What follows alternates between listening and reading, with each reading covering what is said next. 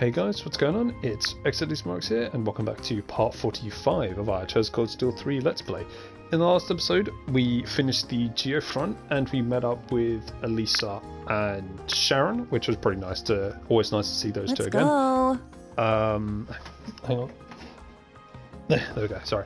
I just turned down just a little bit, just so I could know what I was saying. Anyway, yeah, so we met with Elisa and Sharon, that was pretty nice. Elisa gave us the bauble bikes that we can see here, and now we're off to go, excuse me, search the lakeside for that cryptid, and Sharon is accompanying us.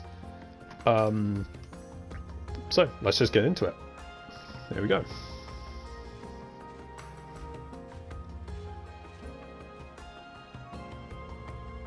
This is where the special support section found a cryptid 2 years ago. Very cool, there's a hidden chest here somewhere. Yeah, they said it looked like a turtle. I don't sense it, but... yes, there's definitely something here. Really? Even though you don't sense anything? It's kind of a hunch you develop with enough experience. This place reeks of danger. Our bodies are simply reacting to it. Don't scare us like that.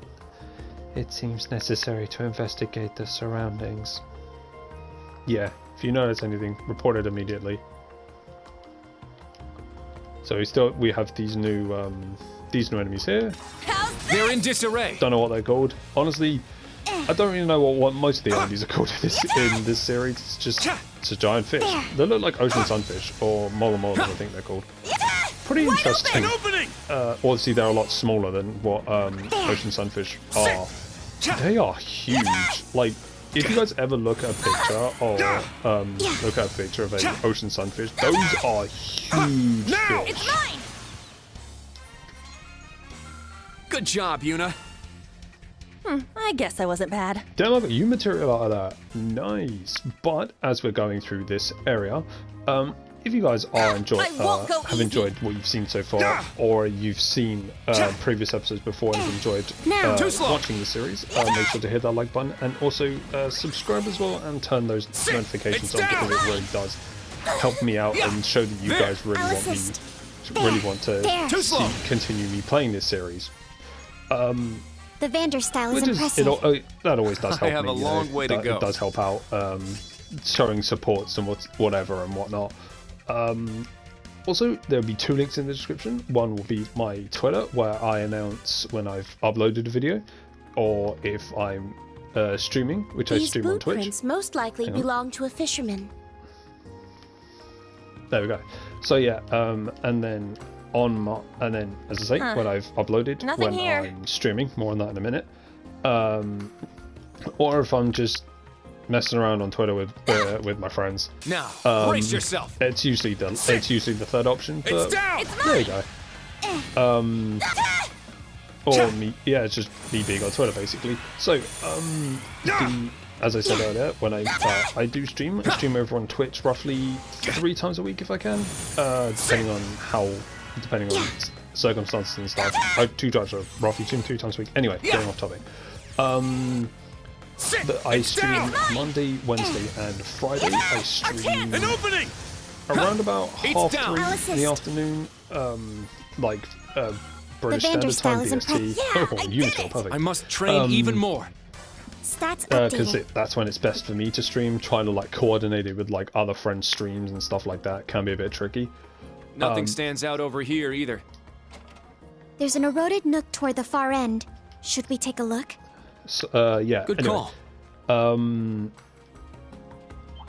yeah, I stream Monday, Wednesday, Friday, about 3:30 p.m. Sorry, BST, and it's down. It's mine. This is it. What I stream Mondays and Fridays, I stream Persona 5 Royal. I know I did Let's Play it. Behold the Vander style. Might go back to it. I don't know. I'd have to restart it and everything, but maybe we'll go back to it. Not really 100% sure. Maybe not. I don't know. But yeah, so far, currently, as of time of recording, we are up to we're almost about to start. Doesn't seem like there's anything. Oh, it must be a different beach I'm thinking of then. Did I explore everything? I did. Okay, good. Yeah, so we're currently not about to head into Kanashiro's palace, but we're like getting to the first part of Kanashiro's palace. And then Wednesdays I stream whatever I can think of. Might be more Persona 1 week. Might be 1 week I streamed Fairy Tail because I was playing that, and I done some, and it was post Grand Magic Game stuff, so I was doing a bunch of that. Might be a Warriors game. Might be, I don't know, the Star Wars Battlefront 2, the one that EA made, which is actually pretty decent now, which is actually pretty fun. Now that all the loot box shit's taken out of it. So yeah, Wednesdays are like what have been dubbed whatever Wednesdays. Is like whatever I can think of at the time. So now they're saying no. Anyway, back to Treasure Code Still 3. Yuna just saying that the Floroma grass that was in Crossbow 2 years ago was blue. This one is red. I think that's what she said. Yeah, but weird blue. Yeah, weird blue grass in this one is. Yeah, all right, that's all right. But if this kind is red, what does that mean? Everyone, be on your guard. And here is the Cryptid. It appeared. Icy beast of the underworld, Ser Suta.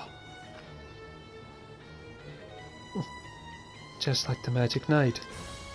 It's big. That's not a turtle at all. This is... There'll be time to talk later. It's coming. Right, Class 7, prepare for battle. Let's take down this thing with everything we got. Right.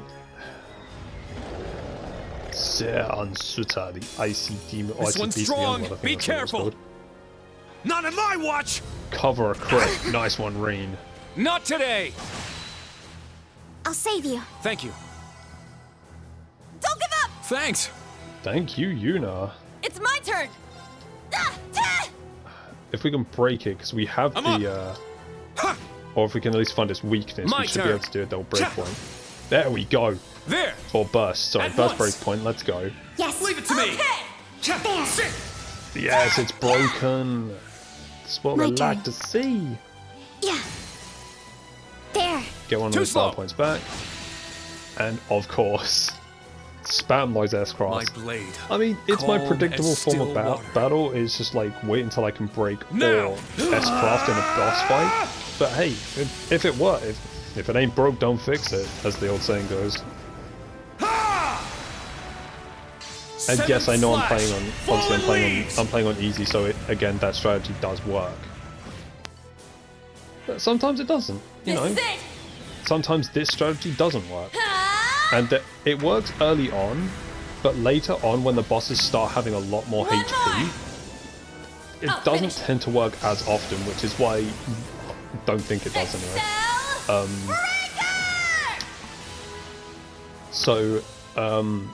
That's when I'll be using a lot more like arcs. The dual blades of Vander. As well, so there you go. I'll end it. And I know I made them so it's like Reen and are both ATS and strength users. And obviously Artina's a strength user. Oh, not strength user, is an arts user as well. But now, transform.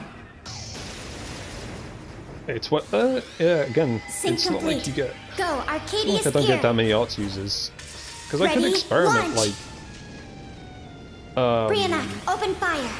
Like I was gonna say I could experiment. I'll be like, target. oh, maybe I'll make, because I'm playing Treasure Code Steel again off screen, just because, hey, it's my favorite game series. Let me play it. Leave me alone. I was like, maybe I could experiment and I could make, I don't know, let's see if I can have Laura use a bunch of like arts and stuff. I'm like, continue mission. You can't really do that. This isn't necessarily like Fire Emblem or something like that. Like, this isn't like Three Houses or like Fire Emblem Three Houses or like some other like strategy games where you can sort of which, oh, I got a super rare freeze 2, I think that was, or freeze 3. I think it was freeze 3. Where you can sort of customize your units to an extent. Yes, you can customize them, but not massively, because their weapons are always buff the stats that they're good with. So it can be difficult to do that. You know. Did we do it? So that was a cryptid. Seems like we're not in danger anymore. Yes, not from cryptids in any event. Good work, everyone. You did well. No, I still have much I need to work on. It was evident my physical strength was insufficient. Yeah, compared to Instructorine, but also...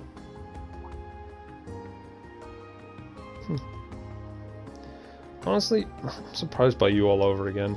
The abilities you used to help the old Class 7 during the Civil War, those were just the tip of the iceberg, weren't they? Oh, I still don't stand a chance compared to Sarah when she's at full power. After all, my skills are suited for assassination. They pale in comparison to a proper martial artist or skills learned in true battle. Assassination skills? I knew it. Oh dear, perhaps I shouldn't have let that slip. Anyway, let's get a closer look at that grass. Whatever it is, it definitely seems related to the cryptid somehow. Yes, the scarlet grass! I don't know why I said it like that. Jesus. I know he's supposed to be Pegasus, but... that was really weird how I said that. Anyway, seems like this is all there is. Yes, there's nothing else. Nothing else like this was found in a 50-yard radius. What should we do, Instructor?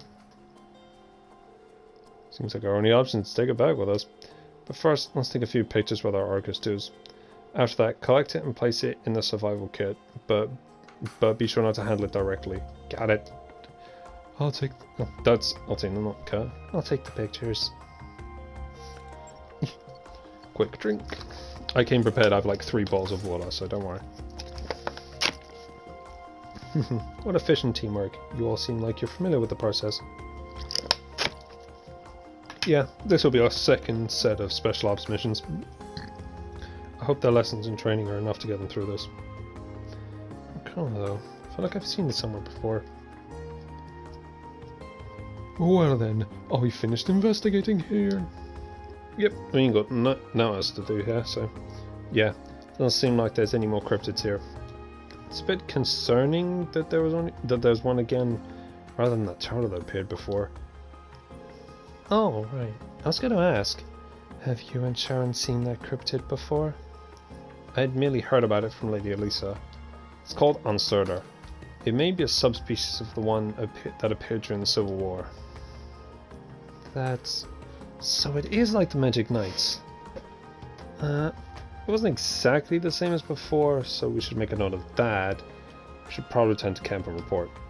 Understood. Let's head directly there, just in case. Or in that case. Woo! So, back to camp. But before we do, let's make sure everyone is fully healed. Because as I was... Wait, let me have a look. Because as I was saying, like, you see, Reen's... Yeah, Reen's Tachi, the one, Hagen no Tachi, or Higan no Tachi, it gives him strength plus 350, plus 1 range, and a 10% to his critical hit rate. I'm gonna have to go back and sort Reen stuff out, actually, maybe, I don't know. So Yuna's is strength, defense, movement, range, and critical hit rate. Kai is the same as Reen, and then Altina's is strength, ATS. I mean, they will always get up their physical strength, but it's their secondary attributes I'm more interested in. Because look, hers, Altina's gets ATS, range, and I mean they all get critical rate, which is pretty nice. But yeah, her ATS and range. Kurt is just range and obviously critical rate, and then Eunice is defense, movement, and range. So yeah. So it just shows that Yuna's more of a physical one, Kurt's more, like, he's got a bit of a distance, and Altina is ATS, whether that be healing or just, like straight arts.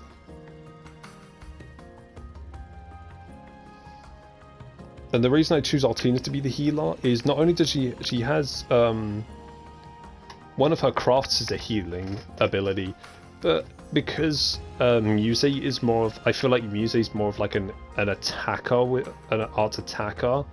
That's why I've used Muse as a healer. No, Altina as a healer. Well, hello there, good sir. That Ashen kid and Kruger, huh? Not bad, I guess. But I think I'll just focus on the target for now. Muckburn. I'll leave those pain-in-the-ass experiments to him. Things are gonna get interesting if our masked friend starts moving too.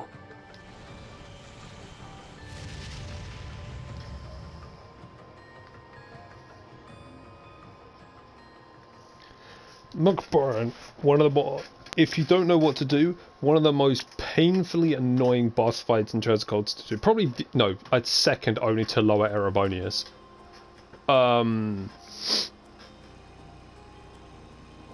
But yeah, definitely one of the more annoying boss fights in Treasure Codes Steel 2, probably the second most, because that damn Hellfire ability, that damn Hellfire effect he can use.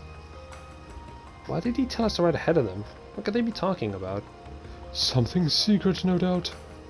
I agree, it's concerning, but please keep the bike steady, Yuna.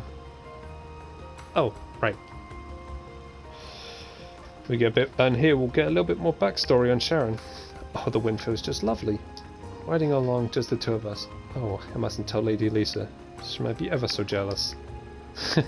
Don't think it's quite that big of a deal. And aside, you can tell me. You said you wanted to ride along with me. There was something you wanted to talk about, right? Something you don't want the students to hear. No, something you don't want Elisa to hear. You truly have grown a lot. Yes, it's exactly as you say. Came along to help because there was something I wanted to tell you. So something to do with Ouroboros? In part, yes, but I wish to tell you the tale of a girl. A small girl given the title of Severing Chains. And here we go. A girl who was empty. There was an assassins' organization that had existed since the Dark Ages. The Order of the Moonlight Horse. At the young age of 13, the girl was its second most skilled member. The only thing she had were her title, which had been passed down to her, and the designation, Kruger. She spent her days simply carrying out her missions with soulless eyes, an emotionless assassin doll. Then one day, the Order met its end. At the hand of Ouroboros. At the time, the society was still in its early days, and the two groups were in full conflict behind the scenes. But against the combined assault of the Almighty Conflagration, the Blade Lord, and the Steel Maiden, the Moonlight Horse stood no chance. They were nearly completely destroyed. Its members, known as the Thousand Oathbreaker and the Golden Butterfly, became the Fourth Anguis and Enforcer number 3, respectively, while the empty girl was welcomed into the society as Enforcer number 9. But even after becoming an Enforcer, the girl's life did not change. She obeyed the requests of the Anguis, performing many missions. She was always free to refuse, but as she knew no other way of life, she simply accepted. But it was through that bleak existence that her bond with the Reinford family came to be. The girl was given a mission by the 6th Anguis to infiltrate a city named Ruhr in the northeast part of the Empire. The mission required her to meet with a certain person, but a terrible accident occurred. The mission ended in failure. The girl suffered serious injuries, and the other person lost their life. That person was Chairman Arena's husband, Lady Elisa's father, Master Franz Reinford.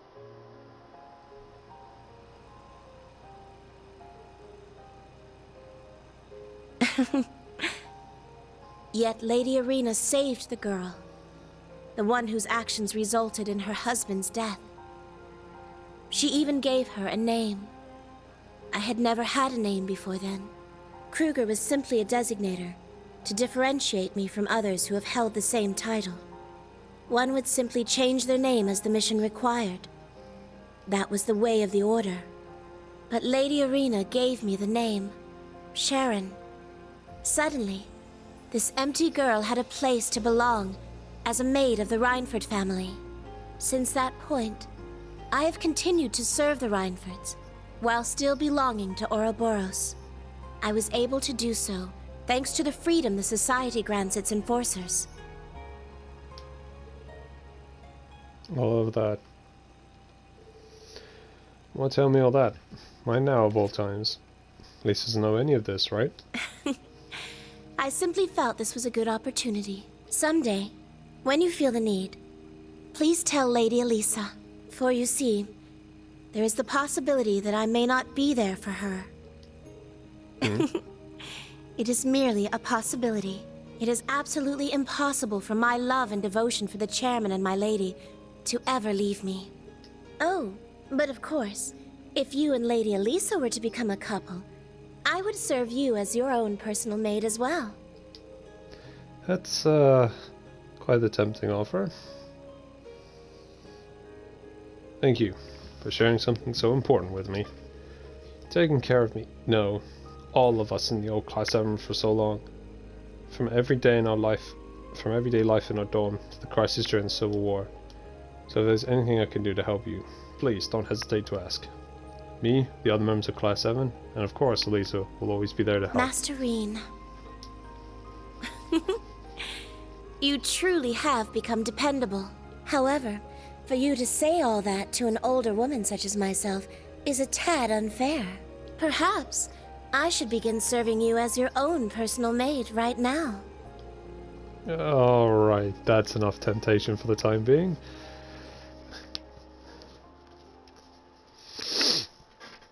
So yeah, the reason Elisa's Irina's husband died was because of Sharon. Sharon killed him, and took Sharon, like the person that killed her husband, in as their own personal maid. Very interesting to see. Irina probably knew about her Ouroboros, not addiction to Ouroboros, but like her inclusion. Must have either figured it out or figured she was tied to someone. So Irina probably thought that, like, oh, if I keep Sharon close to me, I can maybe learn something. Because that's the thing with Irina. Irina's very smart. Not just because she managed to get Gwen kicked out of, not kicked out of Reinford, but get the chairman seat out from underneath him, like without him knowing, and then like everything that she's done. So Irina's like pretty smart. So she probably, as I said, she probably think, oh, if I keep Sharon with me, and like treat her like she's a member, well, like similar to if she was a member of the family, then I could maybe learn something about the organization she's a part of, or something like that. I wouldn't put it past her. That's not even that wouldn't even be vindictive. That's literally, it's the old saying of keep your friends close but your enemies closer. So we're just talking about the different powers or the different technology that the Society or Ouroboros has. The ion that was in Crossbell, and well, the Panzer Soldats were essentially a construction, not the Society, but mainly for the Noble Alliance. I think that obviously there were members of the Society in the Noble Alliance, like obviously Vida was there, and like Byrne was there, and Duvally was there as well. I think Gideon was in that picture or the flashback. Wait, who doesn't have the miraculous power? Sorry. Oh, the Zero Child. Oh, I think that was a plot line in the Crossbell games. We'll see. I think if I remember rightly, in the opening part of Treasure Cold Steel 4, that's when you had the I think you see, or you meet, not meet, but she's a member of the team. I think Zero Tide is a member of the team. A lot of the members, not a lot of the members, but there are I think the people that get used in the crossbow games are there, like Lloyd's there. I don't think Reach is there. Estelle's there. Joshua's there. We'll see them in Treasure Gold Steel 4, but that's about it, really. No, I don't even know what they're talking about. I wasn't paying attention. Kia Bannings. I don't know who that is. I really don't know who that is. We contacted the Governor General. He's very clear and he's worried about the bannings. It's requested we investigate the cryptid and yeah, okay.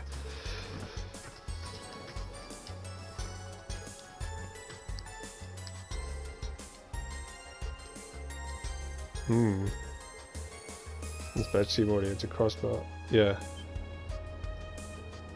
That's running, but that means grid our guests. Huh? I know this is a really good art from what I remember, but like sometimes I can't. Sometimes it's little details that you can't remember sometimes. Oh.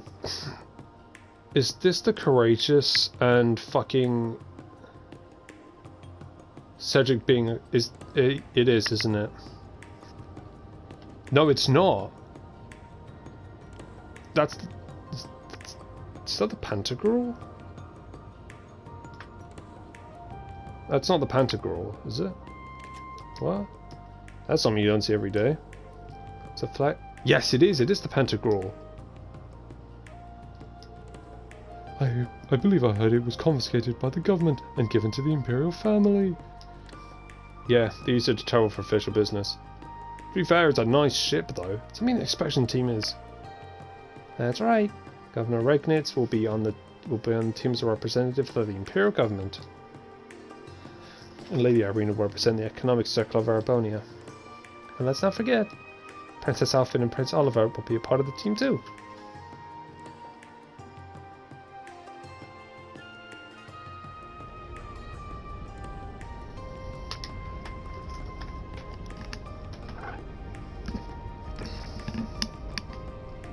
I mean, as I said, I don't blame the Imperial family for using it as, or the Imperial family and the government using it as their personal ship for official business. As long as it got decent firepower to it, with obviously the turrets underneath it and stuff.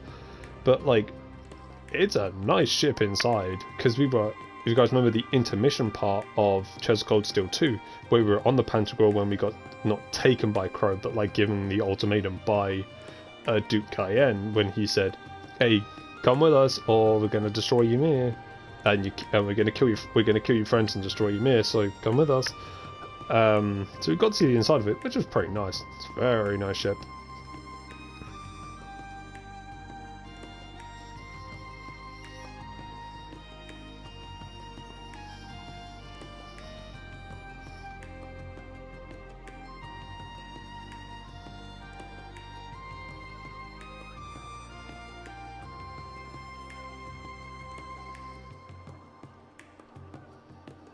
RMPs and obviously the crossbow military police. Feast your eyes, everyone. The Pantagruel's landing boat has launched. As we speak, it's ferrying the inspection team to the tower's rooftop. Oh, Marcus isn't part of the inspection team. He does something else. Journalists. Where's Vivi? You'd think Vivi would be here, but, you know, there First he off, is. we have Governor Karl Regnitz. He oversees the entire imperial capital of Heimdall and is the first commoner to hold this position. Oh, and here we have the chairman of the Reinford Group, Irina Reinford. It's safe to say there isn't anyone more important than her when it comes to Crossbell's economic industry. Well, I mean, she's head of the biggest company there, so it makes sense.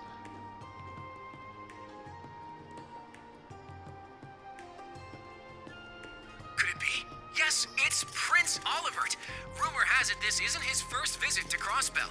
No, because he was a part of the trade conference. Oh my word! Princess Alphen! Excuse me. Behind Prince Olivert, we have Princess Alphen, the daughter of the Emperor. The crown She princess. is simply an angel. The young woman with her is gorgeous too. There's Elise. Forgot her name. Don't know why I did. Oh, there's Scarecrow. And Claire. Major Claire, not Captain Claire. She's a major now.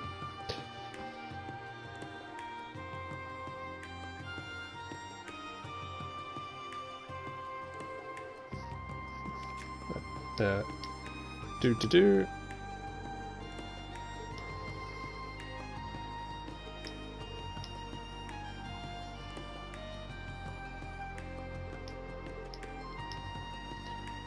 Yeah.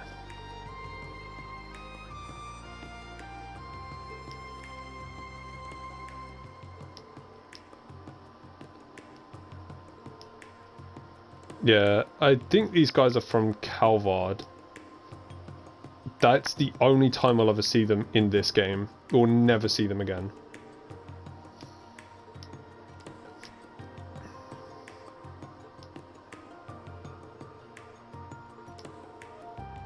Yeah, I like that you can... I like that they do this. Because it shows that, like... Well, yeah, there are some people that accept him. Oh, hello. It seems as though our guests have arrived.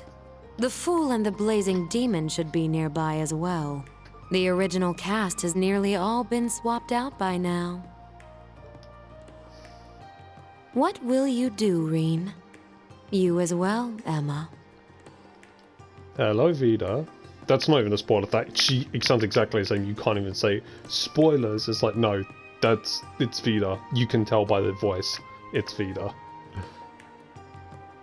And again, as I was saying, I like that they show that there are still people that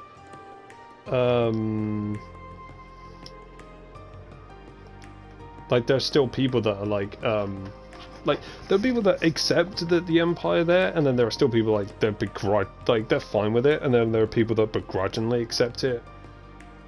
So I like that they're still showing that while they've taken everything, it's not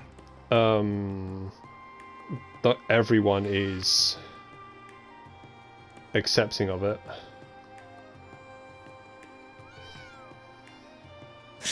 Still protecting this place, even if its residents are gone?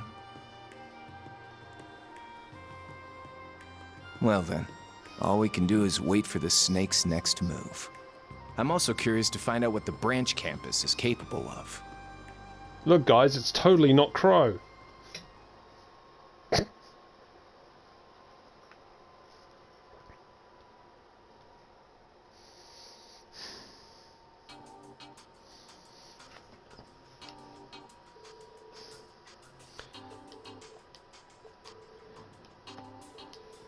Yep, everyone back at the branch campus.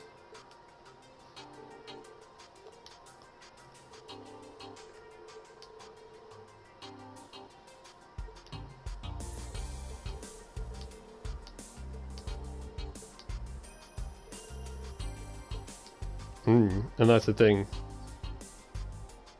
We'll learn why some people aren't with them.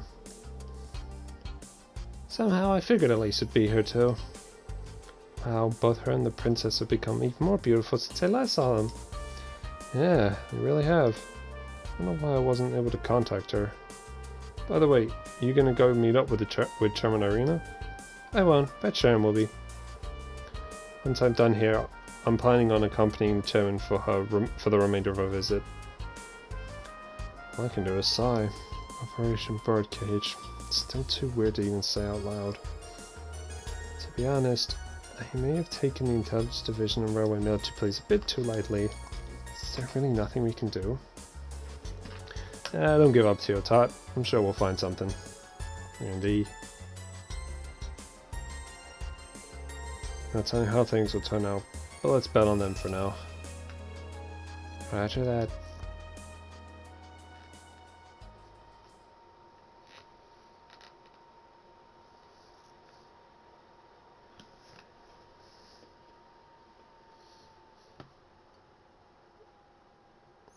2 PM. Don't know why the Rhineford card's still attached. We got what we needed out of it, right?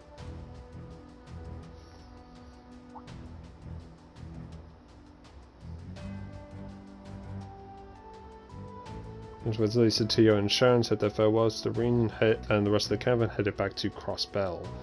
Tao and Randy left to go work on each of their classes field exercises. Now the Rhineford car's going. Maybe they were offloading some more supplies, I don't really know. I mean, we got the bike, so that was good.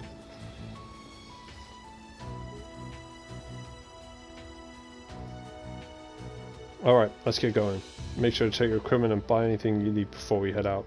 We should have time to make around in the city before we head out to the East Highway. Oh, sure. Understood. Let's know what's going on with these two. I have no idea. They started acting like this as we were watching the inspection team arrive. So, I suppose you have their concerns, but... Alright, Class 7, we're resuming our special operations missions.